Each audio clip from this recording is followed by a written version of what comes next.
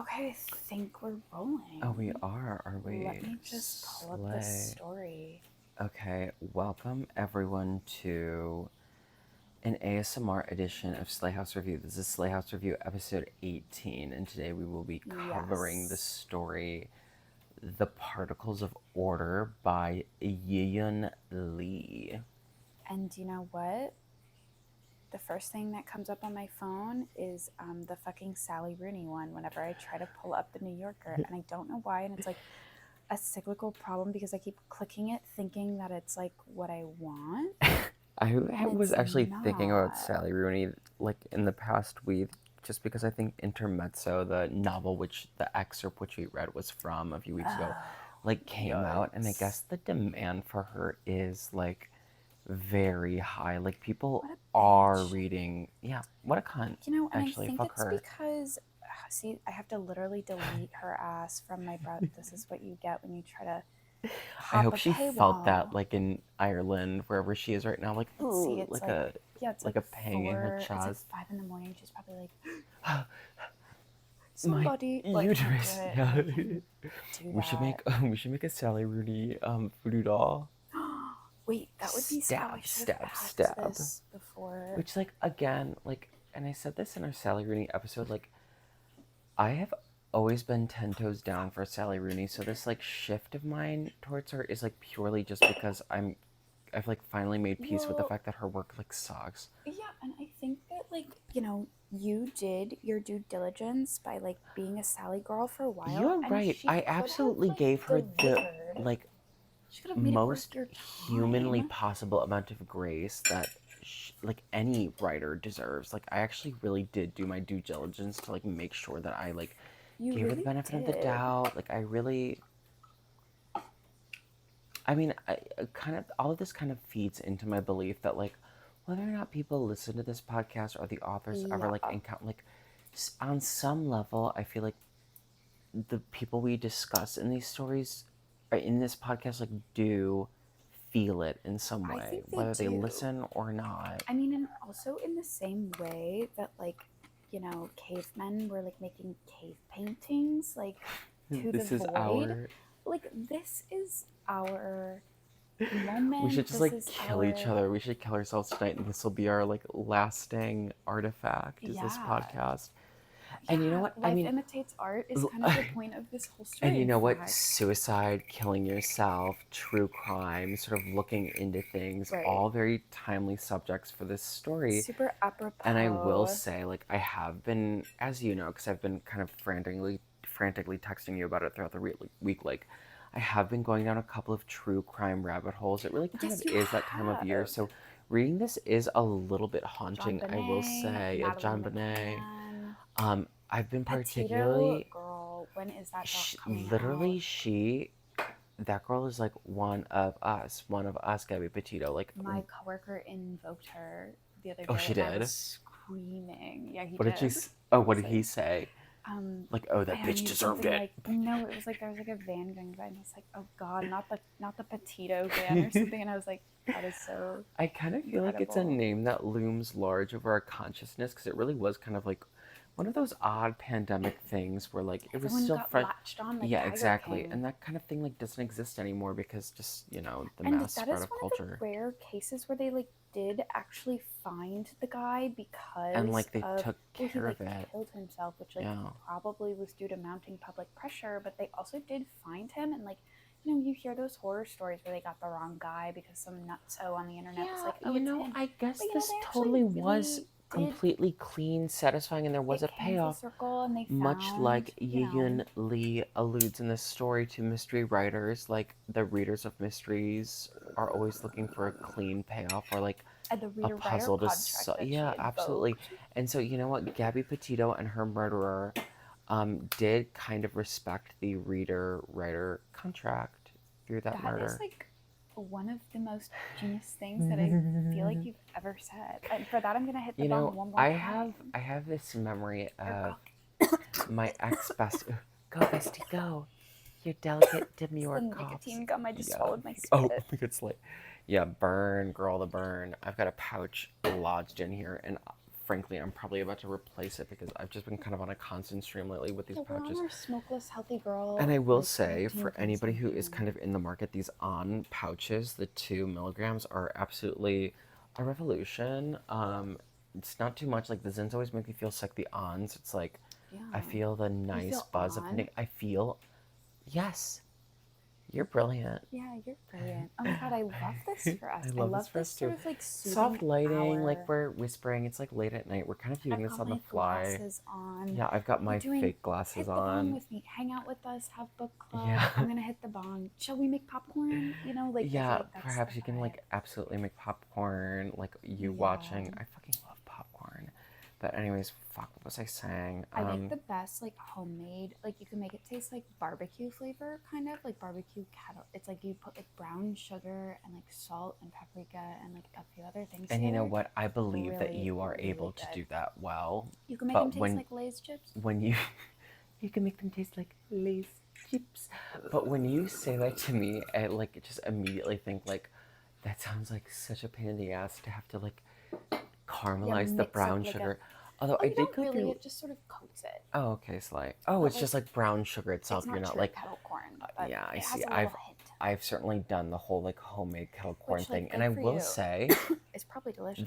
In the times that I've done it, it did end up successfully working out. Like I didn't botch it; it wasn't burnt. Like it worked well. If you can just do it, it's impossible. Like if the consistency is right, it's like butter and sugar, so it's like gonna taste fucking good. But you gotta get it. It's too. And I will say, like, it is like just consistent with what we've through doing this series have sussed out. Like as long as you put your pussy into it and commit, like everything does work out in the end. Yeah. That's true for kettle corn, and that's true for writing, and that's also true for this story. Yeah, I think so too. And I will say, like, I think she raises Yiyun Lee throughout this story. I think she actually, it's philosophical in a way that does not make me roll my eyes, and it actually feels a bit compelling. I will say, just an aside, anytime I say the word philosophical, I feel like an idiot. That feels like a word only dumb people use. Like I'm philosophical. Philosophical. Like, it sounds like it's not a word. It sounds like it's a word that dumb people use. But I completely agree, though. God, it's like, of course, now that we're recording, I can't point to anything in particular. But I mean, we really are kind of just like hopping straight in, I guess. So we have more than enough time to kind of linger. I'm gonna start with like a little recap of what very little plot there is. Yeah, go ahead. And maybe use that as a jumping off point. So this story is importantly, not to be a philosophical. We're just so philosophical. A third person story about two women. Basically, one woman, Ursula, is the proprietor of this property in Devon, England. So, wait, you know what? It didn't occur to me. Deborah Treisman is gang stalking us. She is. Devon, come on. Okay, continue. Sorry. And she is basically the property is the former home of a now dead writer. Prolific British writer of murder mysteries. And we come to find out more about Ursula later. However, she is greeting the woman who presumably has like Airbnb this, for 2 weeks, named Lillian Peng, who's from New Jersey. And so, just to add, so the woman who we pretty much stick in her perspective, Ursula, she was the typist to this man, and she had a long-standing professional and sort of, I want to say parasocial, but it's not parasocial because she actually did know him. Like a one-sided, unrequited like.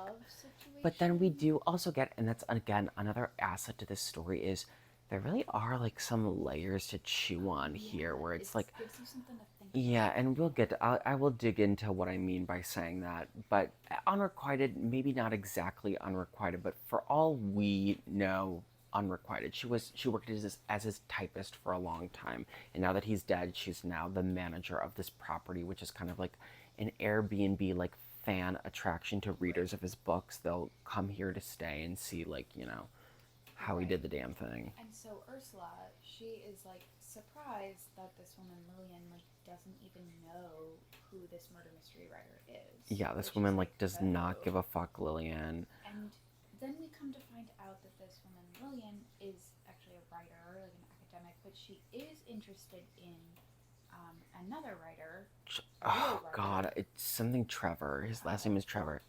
Thornton? Or Thornton? Wait, let me see. Fuck. Which one is which? Okay. Edmund something is the Edmund fictional Thornton writer. is the fiction writer, The and fictional fiction writer. I assume this Edmund Thornton is made up.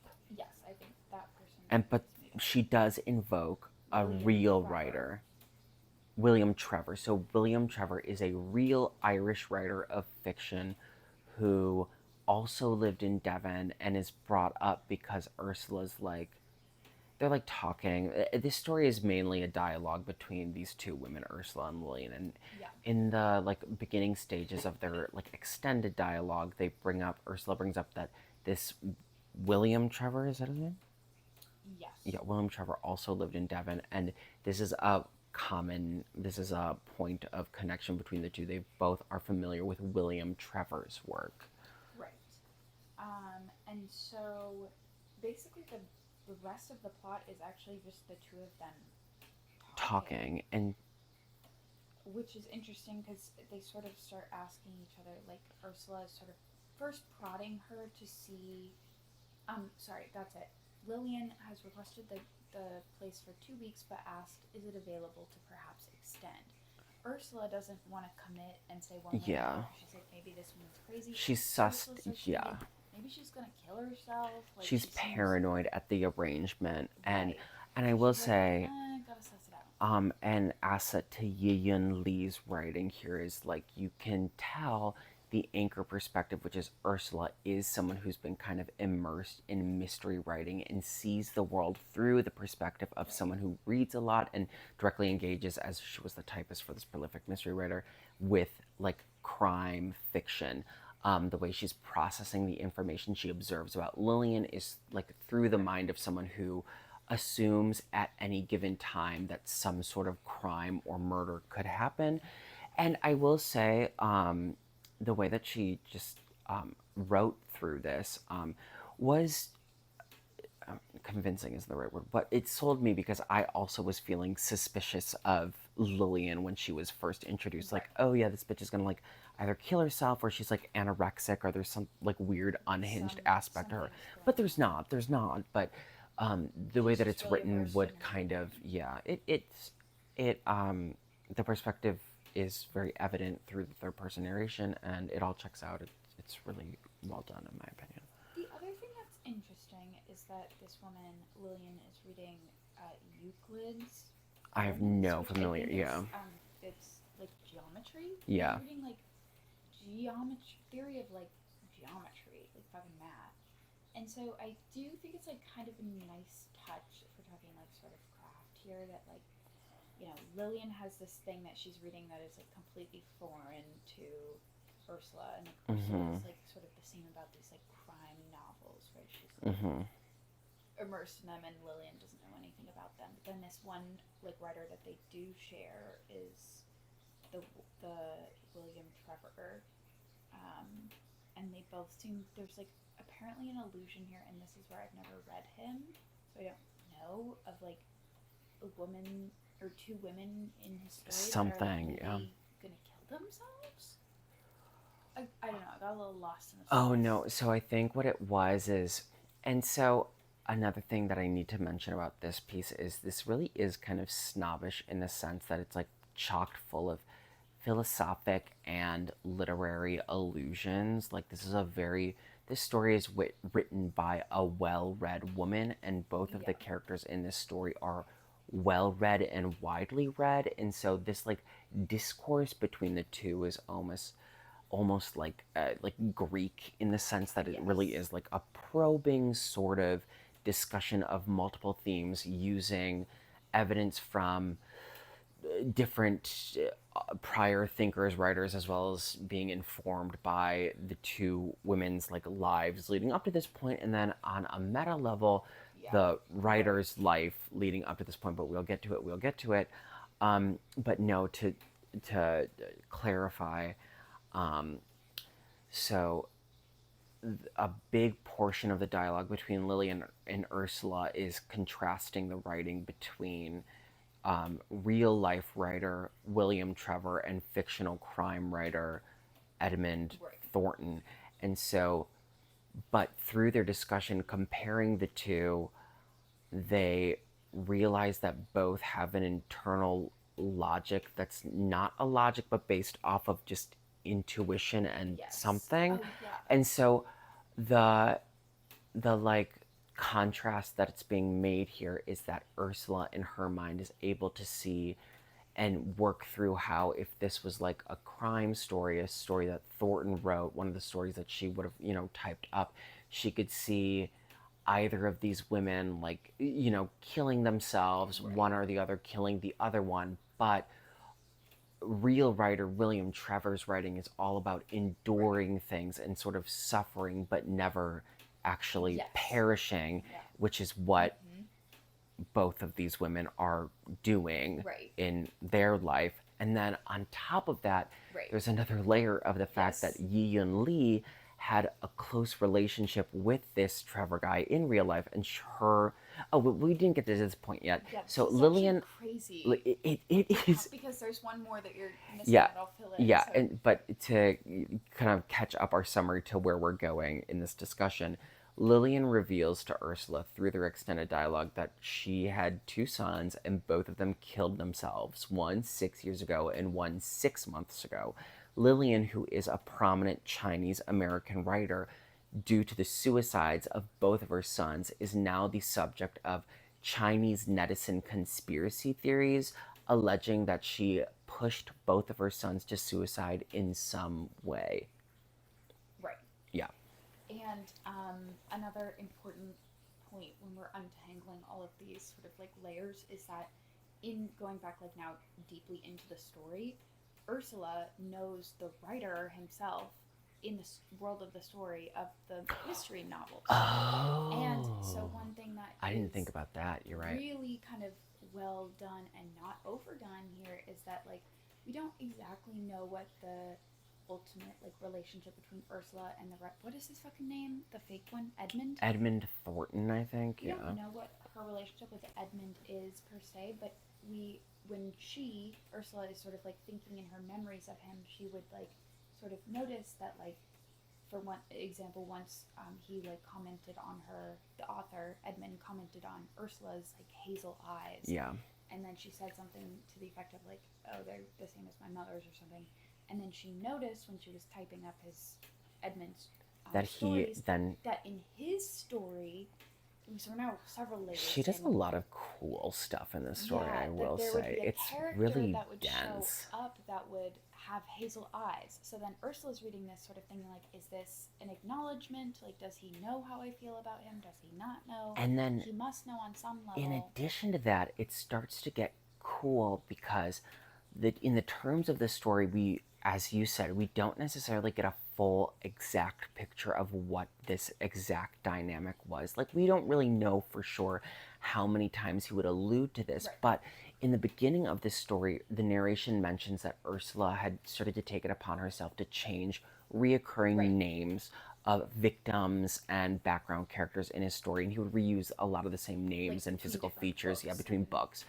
And then, but by the end of it, we start to get tipped off that a lot of these reoccurring details and names were Ursula and borrowed directly from Ursula. And she says she has this line that I thought was really brilliant, where it's like something about like the amount of times which in his stories I have killed and been killed makes me pause and think, did he know that this was meaningful to me? Did he know the fact that I was then changing these things to not be this was then meaningful to me? And what does that mean? It was really, and I will say, the thing where I think this works, because this, as we're saying, this is dense and layered, is she really exists in like vague territory. She's not pinning down anything, and it's I think the only way that this kind of thing can truly work. Yeah. I absolutely think you're totally right. And here's an additional layer if you're ready for another one. Yeah. Um, Constantly we hear, now we're going to, what's her name? Lillian's side. She's also reading, they're both invoking, actually, her and Ursula, Kierkegaard and the fucking existentialist. And his whole thing is like, which I'm Yeah. bastardizing here, totally is, but it's like suicide is considered like the, existentialist, like, logical option, right? Mm-hmm. Unless you can like create meaning in your own life. God, this bitch And so, packed it like and then so. additionally, she says her husband's reading Wittgenstein, and it ends in the last like few sentences. He was the language philosopher about like, can we ever say anything true? Like, is it possible in language? How do we know what things exist pre-language as thoughts? Like, I just like, which is like, I really, damn, really girl. admire, like, she crossed her T's and Yes. dotted her I's. This thing It is like perfectly like beep, beep, beep, beep. Yeah, no, an totally. Ouroboros of like, it's like, and she like made sure all of these things were it like click, click, click together to make this pic. And this great line about odd women in parallel. Yeah, absolutely. Oh my god, wait, that the Euclidean geometry thing. I just realized that too. Where is that? Like really, really Like, well two done. odd women like this aren't. They exist in. Oh, perhaps there's a simple explanation for her wish to see Lillian. Ursula thought odd women tended to exist in parallel. An encounter between two such specimens should not be avoided. It's, I mean, like, brilliant. Yeah. They usually miss each other. But like, in this, mm-hmm. But they're like sort of twins of each other in other kinds of like ways. And then, which I don't think we've actually explicitly acknowledged in this recording yet, in her interview that she does with Cressida Yiyun Lee, the writer of this piece, she then reveals that, well, it's revealed to us through the interview that Yiyun Lee's real life two sons also killed themselves 6 years apart, and she in real life had a relationship with this author who's invoked. What's his name? Fuck. Like a real author. Yeah, Trevor something. William Trevor. And then throughout the piece, there's a big thing, and so as is clear, a big framing device of this, or like philosophic through line or point of inquiry, is like defining oneself using storytelling, right. And using storytelling in the act of storytelling in order to make sense of the world, or sort of archetype yourself, or some just sort of like tell your there's this really interesting thing that I think happens where it's like where Lillian says something that's like, I was evicted from Trevor land. Yeah, and she was saying like, this whole thing is unbearable, right? The death of my two sons, but I know that stories exist in which women get through this. Yeah. So therefore, I can get through this. And this, every time I bear it, it's like it's untrue that it's unbearable. Yeah, to say that I'm living an unendurable life is just untrue, because here I am enduring it. And then in her interview, Yiyun Lee talks about, like, there's another line where it's like Ursula's kind of like pondering Lillian's situation, and she's like, would she be more at home in great Greek tragedies or something or other thing? And then in the interview, Yiyun Lee's like, and like, I was trying to then figure out these feelings through writing it, and then this story is then the act of figuring out this feeling and these women. So it's like, it exists, like, and that's why I think this is like, it works. It's because it doesn't hit you over the head of like, these two women are existing as fictional characters in a crafted fictional piece on the page, but with the knowledge that we have of the writer, we understand that this is the precise exercise which the author is doing for herself, and these two characters in the story are doing for one another. Yeah. It's, and it's like, what was that fucking movie? I keep thinking of that fucking book that was adapted into a movie. It was like some surrealist novel. It was like, oh Um, Stranger Than Fiction? no, it was like I don't think that was a book, but that was movie based on a book, surrealist, like 2020. It was like a streaming movie. It was like, um, really? no, not fuck. It was like Do you remember anything like about talking about something, or was that? Oh shit.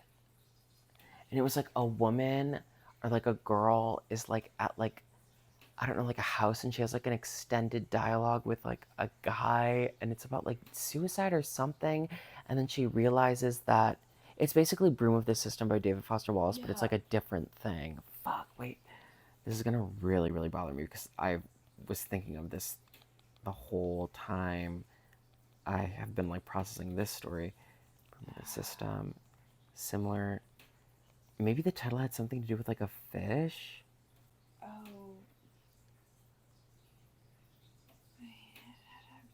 I really want to find this now. Was it on like Netflix? I think.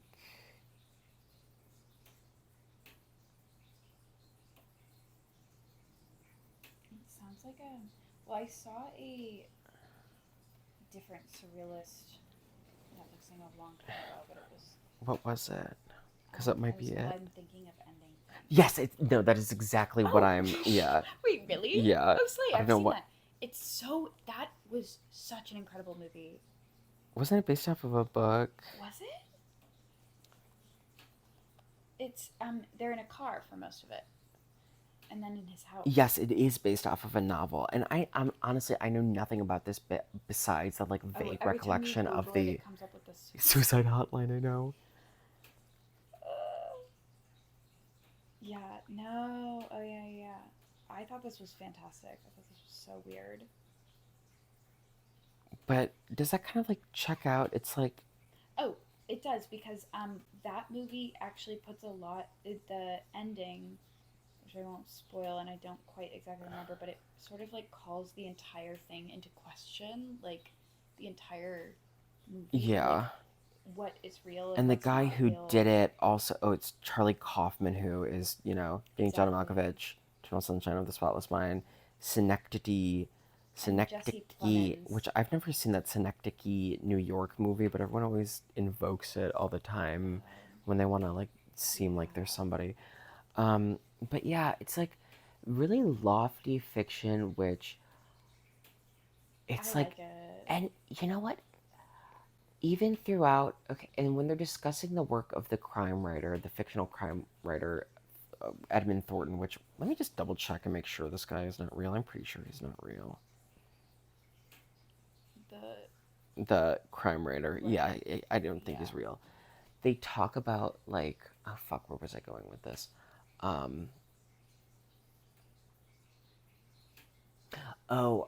Like just about like writing as puzzles for the reader to figure out, Right.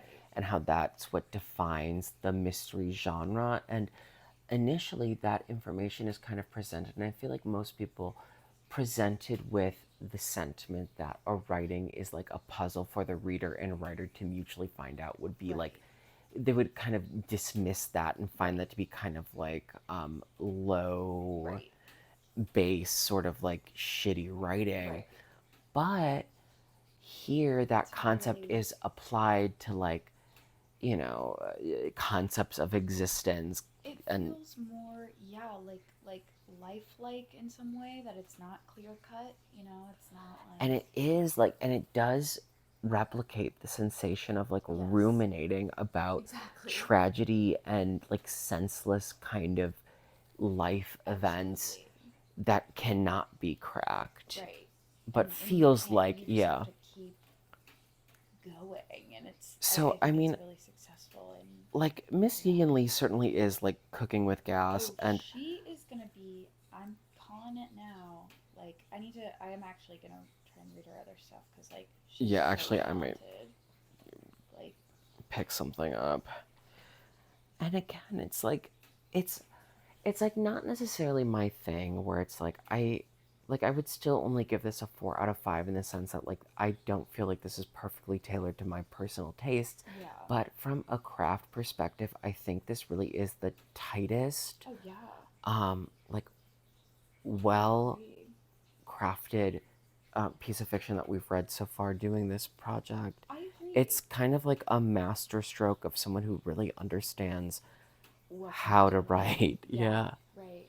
I think for that reason, I mean, I feel like last week I was like, oh yeah, was this the best story that we've read, and I like it the best. But I actually do think I like this one the best so far because it's just like so smartly done, and it's like not just There's that, but it's so full much of to like chew this on. feeling, And like at the same like time, it does not feel heaviness. like it was hard work to read this. No, Like, it it was does easy not to read feel, yeah, through, she did and not bore us. She did not, it wasn't a struggle to read this.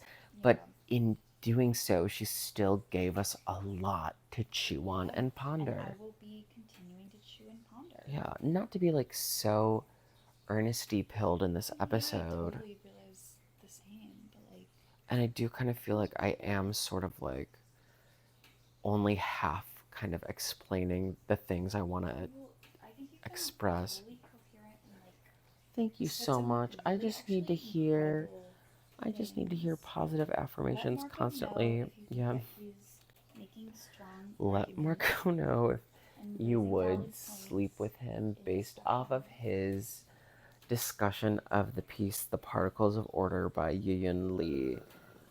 How Um sexually threatened do you feel on a scale of 1 to 10? That's really, intense. You know, yeah, I mean, I just this is good. This is a yeah, very lovely read. Like, this is what I love about books. I know, and like Just I very will say like she did the damn thing. Like I wanted to like look up a picture of like her dead son and ask like which one was the hotter one, but like I don't even feel sort of the need to like, yeah. you know, be nasty about this because like No, sorry girl, she like did a she really totally fucking bodied this. great job writing this. Like Yeah. I have to just give Yeah, her give it to her. yeah, give her the W. Like And you know, good for she her. ate it up. I'm rooting for her to win a big prize. I think she probably will. If she, I mean, has she? I mean, she has gotten the Guggenheim Fellowship, and she is a MacArthur Fellow, That's which pretty great. A yeah, genius and grant. it's certainly like those are kind of like the check marks of like Yeah, and I she's think got like the Nobel yeah. is next on the list. Yeah, Her and short she story won't get collection that was to up. anyone really under like 70. So Yeah, I think you're totally right in your estimation that she will be examined further I in the mean, she's like, future. I mean, can we just, like, she was born in China, received her bachelor's of science there, and then got a master's of science in immunology at University of Iowa, and then an MFA in nonfiction and fiction. East Asian writers have this like really great grasp of like existential dread and like Yes, really love not to that. like fetishize a whole subset of people, but I will. I mean, all the kind of like East Asian like work written by East Asian writers that I've read, I've always been left with Loved. this like I mean Yan Lianqi. I don't know if you're familiar with his work, but his book The No. Explosion Chronicles, it's like again like really lofty tackling really lofty themes in a Yeah. way that is both toothsome and entertaining. I really I respect mean, it. it's hard to fucking do because you end up like either with it sort of the risk you run is it like falling completely flat and not And and I somebody mean, just like, like the ultimate goal for, boring. I think, anybody who's writing fiction is to touch upon something for your reader that is, like, kind of deeply horrifying. Absolutely. And Because whether like that's, like, you know, directly through, like, blood, guts, gore, and atrocity, or right, through just, like, the questions of human existence. right. Like, you know, this is, Even like, what good, like, the best of the best does. So yeah, whenever it happens, it's hard to poke holes. It's hard to make little jokes. It's it's hard to be a hard. little It's slutty hard to about be it. anything but just like earnest and Yeah, like like I, so book club pilled and yeah, just like like totally really haven't book blitzed club out. build. You just read an amazing story. Like I'm gonna read Yeah, it again. and like honestly, I like have And it's not just been like keeping track of the time, but like I so don't like. nice. Do you have anything? Have you been reading anything? Have you been reading anything? I mean, I actually don't even know Yeah. on a personal level. Well, I'm still reading Anna Karenina, Oh, are which you is so really? good. I really love it. I'm surprised that you're sticking There's a with it. few spots in it that are kind of like, you know, were losing me a little bit into the like realism, like what are the peasants doing in the background. But I understand, and at least I now have the tools to understand like what it's doing to advance the Yeah. story. But like in terms of the what I love is the like interpersonal interactions at like the balls and shit. So So good. amazing. Yeah. So great.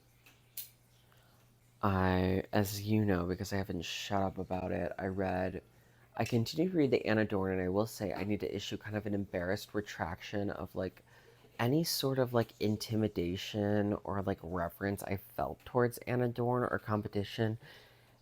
Really shitty book, and I'm really not at all threatened by her in any such sort of way anymore. I posted a Goodreads review and really got everything I needed to get off my chest off my chest. But yeah, exactly. Just leave it all on Goodreads for As it should be. It's a my safe sister haven. and for you to read and nobody else. Um, and then I read Tarantulas by a woman whose name I'm not going to attempt to pronounce from memory, which another like buzzy like best reads of 2024 type of book. Um, But you seem to really like it was really really good. It felt aspirational in the sense That's that great. it was bitchy, it was frothy, but stylistically she took risks and she put her pussy I think into you it. should read And Gary by the end, Steinberg. I think I should too, and I'm sure I I would know really it's like I kind of know I would cringe really pilled, like but him. like he is actually he's like Chuck Palahniuk if he was born Russian. Like, and that sounds incredibly slay. Yeah. Do I you don't think he's always a gay feel? man I though. always feel like reading these kind of like established like Red Scare book club type of like men or like just like established like great writers. Like whenever I pick up a book of theirs, I'm always like imagining someone like seeing me reading it or like perceiving me Yeah, reading it and being like, totally. oh, who does look at him like baby's first literary fiction. But it's Right. like I need to kind of get over that because I It's actually like have a not Benji read DeChastel any of these moment. men, Yeah, and I'm you sure know. I would actually really like It's all how I of these felt reading books. Lolita, and then I was like, Yeah, oh, okay, like that's I kind of actually cool. like would Now I've like read to it, and read now this so I can say that yeah, yeah, exactly, and now I now can I move can on with say my that life. I Yeah, have. yeah. That's true. So there's certainly just like a wide world of Yeah. great fiction out there. I mean, and I will say, Debbie Treisman, like you have kind of been on a hot streak with these stories lately. I Yeah, think the they've been last like really good. five, like three of which we did not do episodes for, but I've like rated them quite highly. I think I'm on like a Oh, streak of that's like good. four stories now that I'm giving an enthusiastic 4 out of 5 to. And again, this if this was more towards my taste, this would be like if like objectively craft speaking, I think I would give this Yeah. like a 5 out of 5 just Yeah, because no, I really think this is like masterfully done. yeah, Like it's really very all perfect. that any fiction writer can aspire to do, this woman does in this story. But um like just not exactly to my taste. Yeah, so So you know, and I'm the one giving the ranking, so I can certainly give the kind of absolutely you ranking can that I give want. anything you And I will want. say, just to reiterate, like it's not even just that the story itself is so tight and well done. It's the fact that it has implications towards Yeah. her emotional life and like a meta textual or would Yes. metatextual be the Yeah. correct word? Absolutely. Layer to it, which she deftly explores in Absolutely. the space of a short And story. she Like, resists she resists the temptation of like an easy sort of like conclusion, like yeah, a neat sort of like answer. And I think, again, like the opposite of it's what the Etsy. first like 10 stories of this series were plagued Right. by the take a puff of your The vape and MFA move on. world. Like, Yeah, okay, it's fine. this is the antithesis of Camille Bourdain, who the only reason we keep invoking her is because we want to slit her throat. She's Yeah. so She's so so pretty. pretty. We're so sorry for saying something so crass about someone who's so the prettiest Guggenheim fellow She of really is. 2024. Yeah. She's so pretty. Okay, with that, I mean, I certainly don't have anything else to say. Do you have any parting thoughts? Not a thought in my head. Me neither. I feel like I've Alright. certainly drained them all out through recording this. Yeah. Thank you guys so Well, much for listening. Kind hope of a you low enjoyed our key, yeah. ASMR. Something different this week. Love you guys. Mwah.